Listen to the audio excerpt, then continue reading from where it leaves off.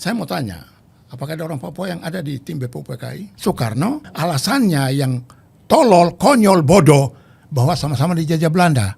Banyak orang Papua akan katakan sama dengan saya. Papua Nederlands Nieuw-Guinea, bagian dari pemerintah kerajaan Belanda. Hindia Belanda berbeda dong. Ya oke lah, sekarang sudah di dalam toh, artinya Ya, sudah di dalam. Papua sudah bagian dari sudah Indonesia. Sudah di dalam Apa dengan ruginya menurut Anda?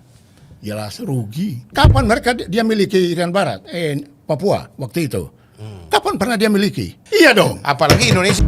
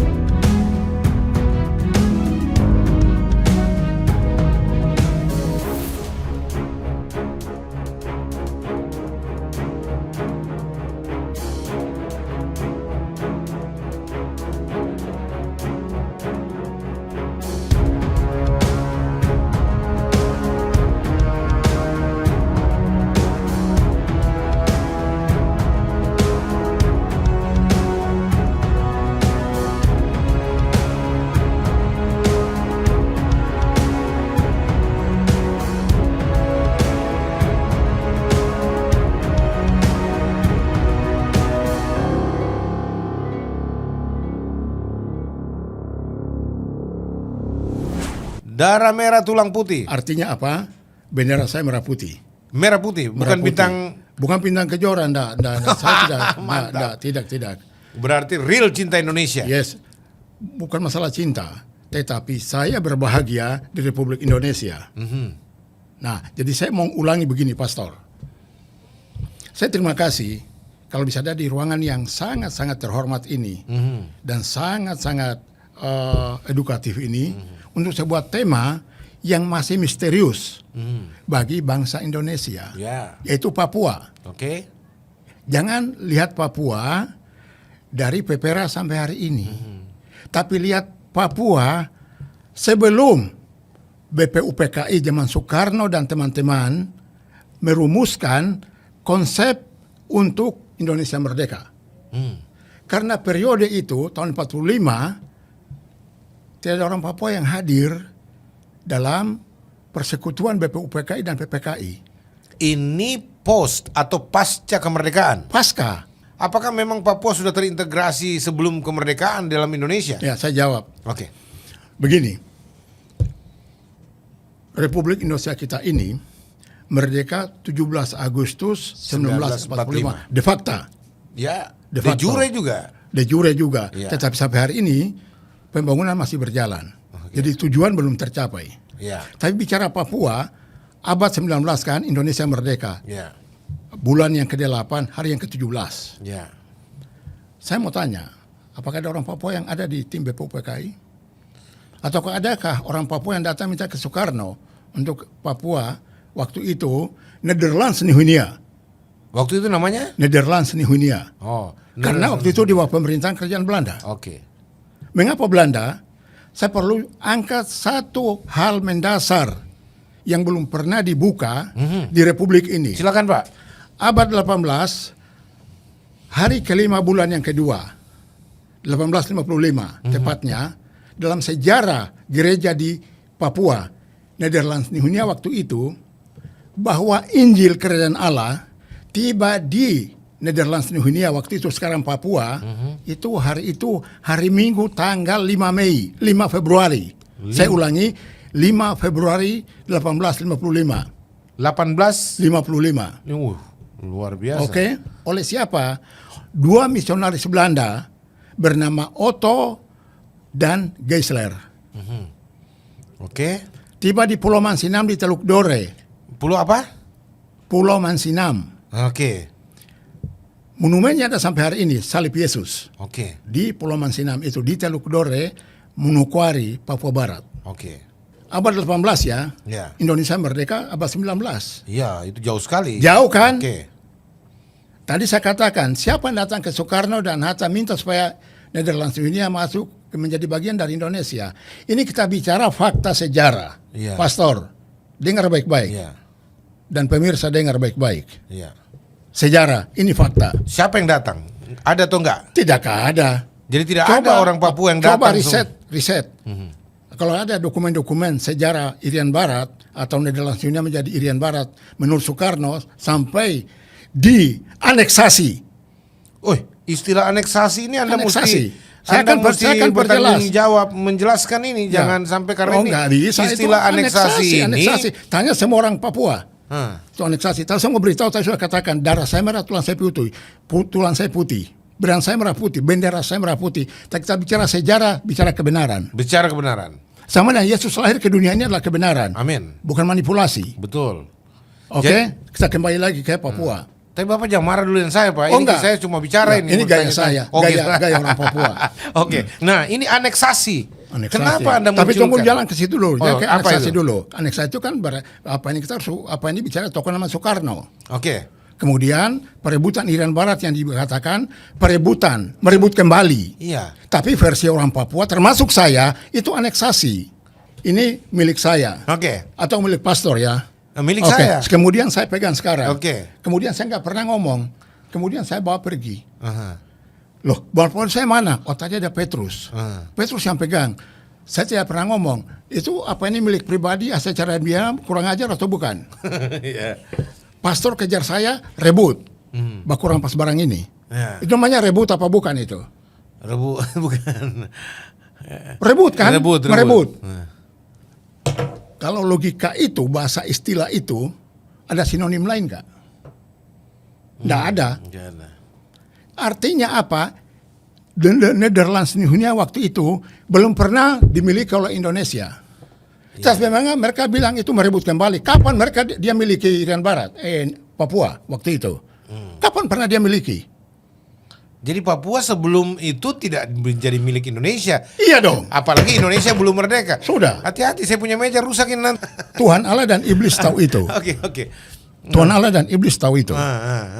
Bahwa sebelum tahun 45 Irian Barat, Papua dan Nederlands Dunia itu belum pernah jadi bagian dari Indonesia. Kenapa dibilang direbut? Kenapa dibilang direbut? Yang betul aneksasi. Aneksasi, mengapa aneksasi? Nanti saya jelaskan. Begini, abad 18 itu, abad 18 ya, Oke. bulan Februari itu, Otto dan Geisler ke Nederlands Dunia.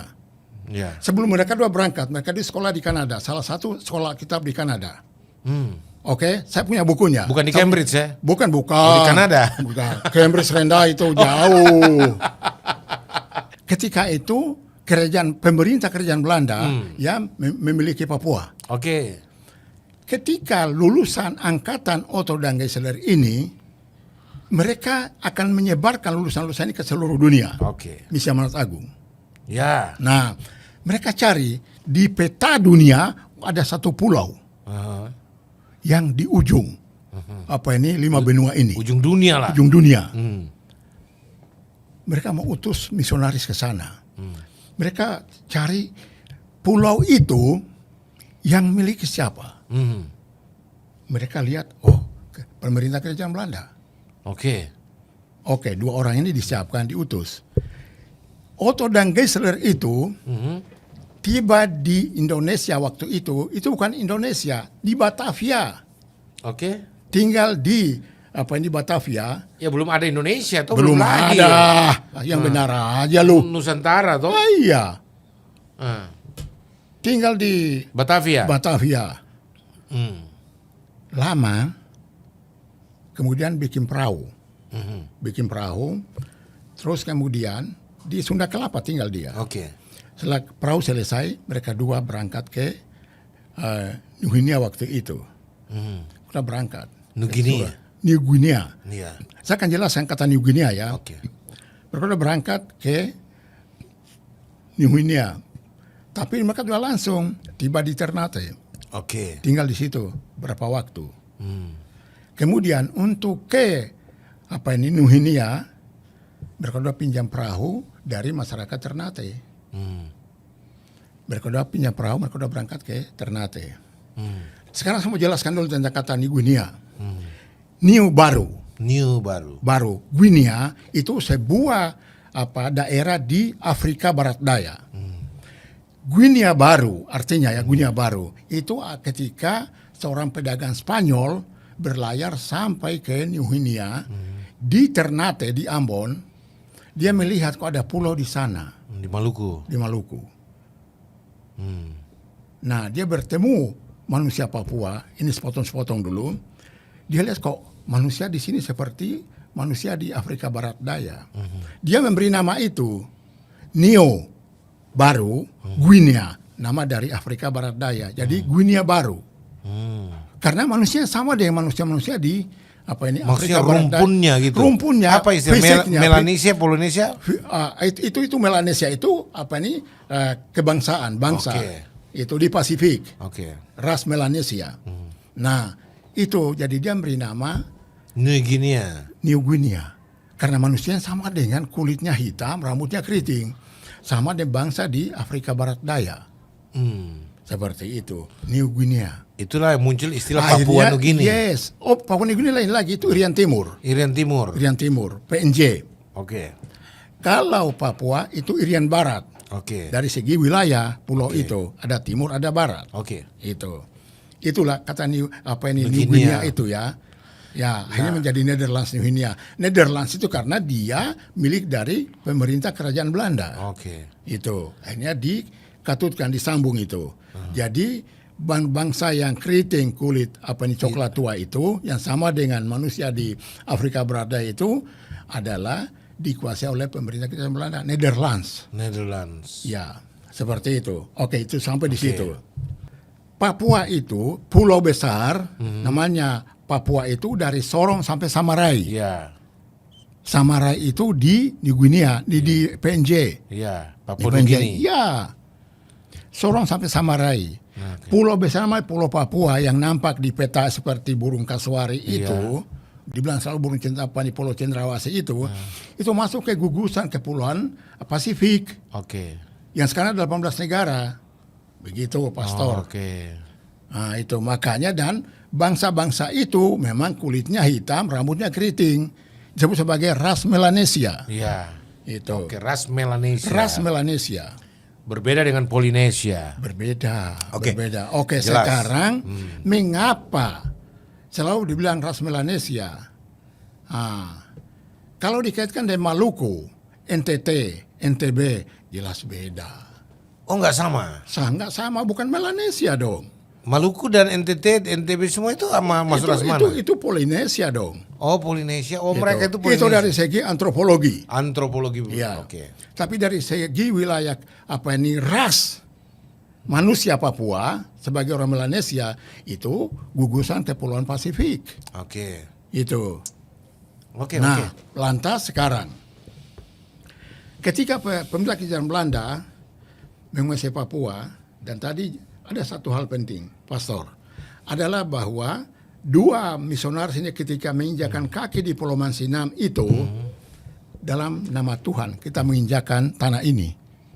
Kita injak tanah ini dalam nama Tuhan. Nah, lantas mereka mendeklarasikan satu ayat firman Tuhan yang penting. Di mana itu? Masih ingat? Efesus 5:8. Efesus 5 ayat 8. Ya. Wow. Dia berkata begini. Memang dahulu kamu gelap, Oke. tapi sekarang kamu terang. Oh. Hiduplah sebagai anak-anak terang dalam Tuhan. Bawa Alkitab kemari kita buka. Ya, memang dahulu kamu anak-anak kegelapan. Anak-anak kegelapan. Ya, tapi Lengkapnya kamu itu. sekarang adalah anak-anak Ya, terang. hiduplah sebagai anak-anak terang dalam Tuhan. Ya. Itu deklarasi kemerdekaan orang Netherlands dunia Papua itu dalam Kristus. Catat itu. Oke. Kalau ada yang dengar buka Alkitabmu sekarang. Ya. Itu oke. Jadi sebenarnya Papua sudah dari tahun 1855. Sudah merdeka di dalam Kristus. Iya, artinya sudah menerima Kristus. Yes. Diklaim sebagai tanah milik Ya. Kristus. Dan pastor saya bisa menyampaikan satu hal. Bangsa Papua seperti saya ini itu manusia kanibal. Suka berperang, Oke. suku dengan suku. Ya. Dan itu betul. Ya. Tapi mengapa manusia bisa lemah lunglai, lemah lembut seperti hari ini? Ush, mantap. Kalau kami masih kanibal, Karena kasih- kami bisa bakar gereja yang liar di Papua. Karena kasih Saya Kristus. bisa bakar masjid di Papua. Betul. Catat itu. Kalau masih punya, kalau tidak bertobat ya, Tidak bertobat. kalau belum dalam Yesus. Ya. Dan memang begitu faktanya. Ya, dan kalau benar bahwa banyak suku betul, tapi suku mana banyak itu yang bisa tunduk kepada tata krama kehidupan masyarakat dan gereja. Kalau kami masih kanibalis, kami bisa bakar gereja-gereja yang bukan punya orang Papua, bukan pendetanya orang Papua. Bisa bakar masjid, Bisa bakar kelenteng, bisa bakar apa saja. Ya, betul. Iya. Dan ingat, Efesus 5 ayat 8 itu diterakan di dalam stempel gereja tua kami, namanya Gereja Kristen Injili di Tanah Papua, GKI.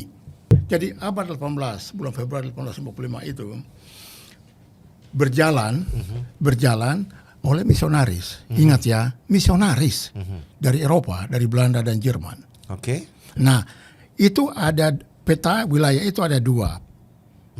Protestan di utara, Katolik di selatan. Oke. Merauke lari sampai ke Kokonau di Timika, itu areanya Protestan. Katolik. Dan juga di Pegunungan Tengah. Ada sebagian Katolik, sebagian Protestan. Oke. Nah, sampai di situ. Oke. Sampai di situ. Berarti pemerintahan gereja kan abad 19 sampai 1945. Nah, periode ini ya. Nah, waktu yang panjang ini, siapa yang berjuang untuk apa ini? Dia tahu bahwa Indonesia ada negara namanya Indonesia. Nggak ada. Nggak ada kan? Iya. Orang Gitu. Indonesia aja belum ada, nama itu belum disebut-sebut Belum kok. ada disebut-sebut. Abad 18. Betul. Ya kalau membicarakan ini juga akhir-akhir ini marak berbicara dari mana mulai muncul kata Indonesia itu. Itulah. Iya. Nah, jadi terlepas dari istilah Indonesia itu, dan itu perlu diskusi sendiri. Dan ada beberapa profesor yang bicara soal itu. Oke. Nah, tetapi bicara Papua dalam konteks Indonesia, saya menghendaki pastor kita bicara kebenaran. Oke. Di situ artinya kita bicara sejarah yang benar. Iya. Dan perasaan kami orang Papua. Iya. Apa perasaan kami? Kok ngotot aja terus sampai hari ini NKRI harga mati? NKRI harga Terus mati. apa masalahnya dengan Anda yang mengatakan cinta Indonesia kalau ada klaim begitu? Yes. NKRI Itu, udah harga mati. 45 Pak mengatakan NKRI harga mati. Aha. Tidak ada. Tunjukkan ke saya. Ada istilah NKRI harga mati. Mohon izin saya ngomong ya. Ya. NKRI sudah mati harga. Catat pastor. NKRI sudah mati Sudah harga. mati harga. Tetapi untuk situasi politik yang selalu diteriakan orang, NKRI harga mati, tidak bisa diganggu-gugat. Oke. Tapi kalau saya mengatakan NKRI sudah mati harga, apa yang salah saya? Saya bisa buktikan. Apa itu? Timor Leste lepas. Di Aceh masih ada berkibar bendera GAM. PKI pernah porandakan Pulau Jawa atau Indonesia. Kar Musakar, Makassar. DITII, RMS. Orang masih persoalkan Pancasila. Harga matinya di mana?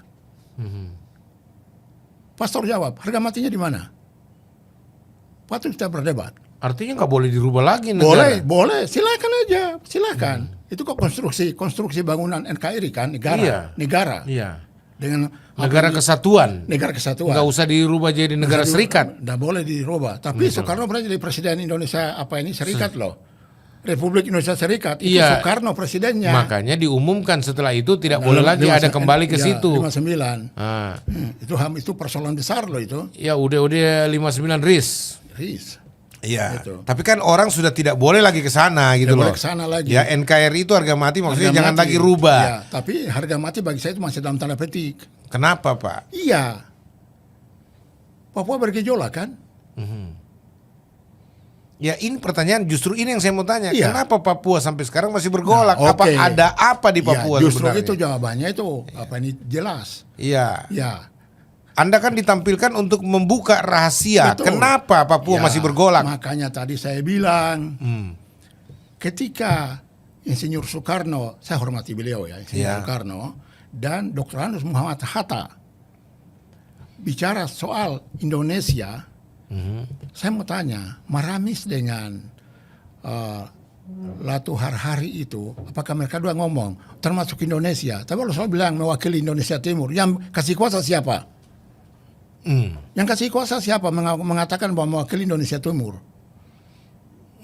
tolong buktikan dulu lah, baru kita bicara. Bukan masalah saya benci Indonesia, tidak. Sudah ngomong awal tadi, darah saya merah, darah Petrus Pasmika merah, tulang saya putih. Karena saya akan jelaskan betapa baiknya negara ini. Tapi mengapa Papua bermasalah? Itu. Apakah karena Anda merasa Papua didiskreditkan? Itu hal. Atau disepelekan? Tapi saya bicara sebagai orang Kristen sekarang. Ya. Nah, jadi bahwa saya bicara kebenaran. Artinya apa? Seperti tadi, oke, serang 1945. Oke, ada Latu Harhari, ada Maramis. Mewakili Indonesia Timur. Kapan mereka dua pernah bicara soal Indonesia Timur, Papua ada di dalam? Untung kalau pernah pergi ke sana lagi. Untung tidak pernah ke sana. Itu di Makassar mereka bicara. Kok bisa mengatasnamakan Indonesia Timur?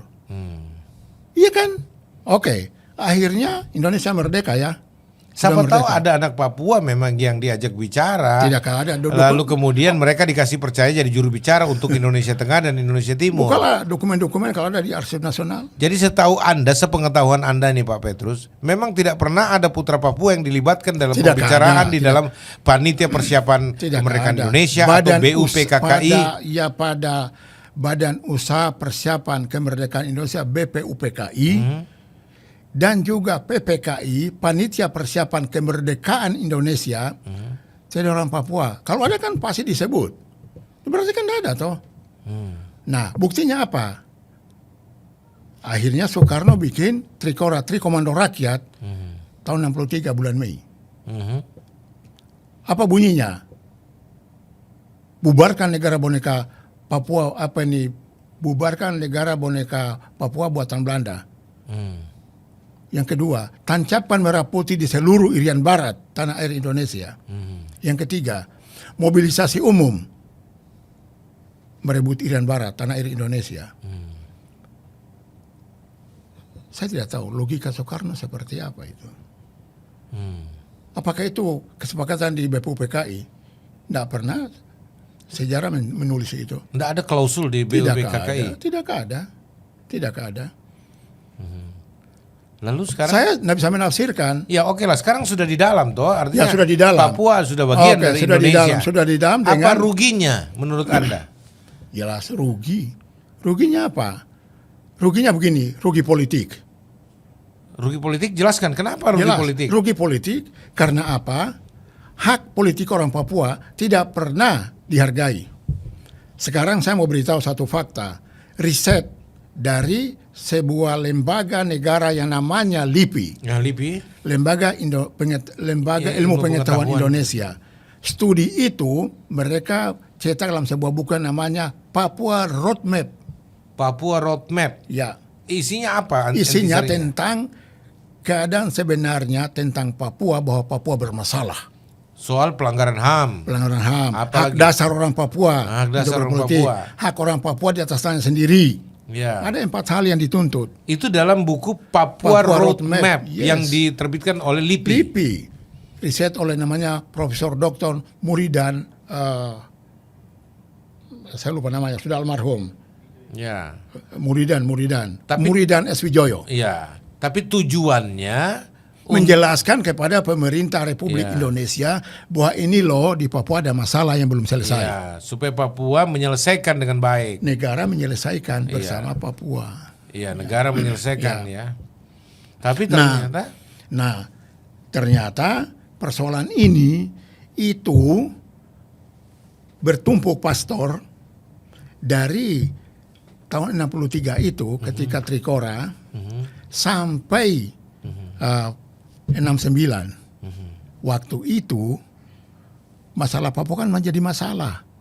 Masalahnya apa? Soekarno turunkan apa ini perebutan Irian Barat tadi. Nah, Trikora merebut. itu. Nah, alasannya rebut kembali. Alasannya yang tolol, konyol, bodoh bahwa sama-sama dijajah Belanda. Ini kan pendapat yang konyol, bodoh, tolol. Pastor, tolong catat itu. Mengapa saya bilang begitu? Banyak orang Papua akan katakan sama dengan saya.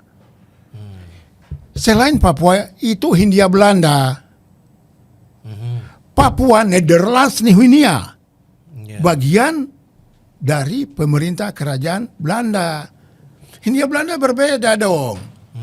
Beda Dengan kerajaan Belanda. dengan Nederlands Nieuw-Guinea. Itu. Tapi kesan orang, tangkapan orang, konsep orang bahwa iya akan merebut kembali, sama-sama kita dijajah oleh Belanda. Pastor dan pemirsa, saya kasih tahu ya, Belanda tidak pernah bunuh orang Papua. Catat itu. Belanda tidak pernah bunuh orang Papua. Kalau orang Papua membunuh, dipenjara di Bovendigul. Bukan dibunuh. Ya. Indonesia lakukan apa hari ini? Fakta. Berapa banyak orang Papua mati? Sampai hari ini. Belum lagi kita bicara soal KKB. Memang kita bisa beda dia, KKB itu siapa? KKB singkat dari kelompok kriminal bersenjata yang dicap hari ini oleh pemerintah Republik Indonesia sebagai teroris. Kenapa Anda bernafsu untuk membuka ini bukan untuk memprovokasi soal disintegrasi? Dalam hal itu, betul Pastor, saya akan ngomong. Saya tidak bicara soal disintegrasi untuk Papua Merdeka. Saya katakan itu ilusi. Halusinasi. Dan Anda tidak menginginkan Saya itu? tidak mengharapkan itu. Mari kita perbaiki kondisi Papua. Tapi Anda mau bicara faktanya Ya. supaya merebut perhatian pemerintah. Ya, dan supaya pemerintah tahu bahwa orang Papua sebagai manusia normal sama dengan manusia di muka bumi ini, di atas permukaan 5 benua ini, dihargai sebagai manusia. Iya. Tolong lihat muka saya ya. Buktikan kepada saya dari Maluku sampai di Aceh ada orang Papua yang jadi apa di sana? Di pemerintahan, di DPR, di legislatif, di angkatan bersenjata, TNI Polri, di semua angkatannya, darat, laut, udara, dan kepolisian. Buktikan aja kepada Petrus Pasimike dan orang Papua. Yang ada adalah orang Papua laki-laki bisa beristri perempuan non-Papua, itu saja. Selebihnya Papua itu diobok-obok. Orang jadi tentara dari Papua. Ini bukan rasis, bukan. Orang jadi polisi dari Papua, masuk Akpol, masuk di Magelang, di Akmil. Bahkan orang mewakili Papua di DPR RI, zaman Irian Barat.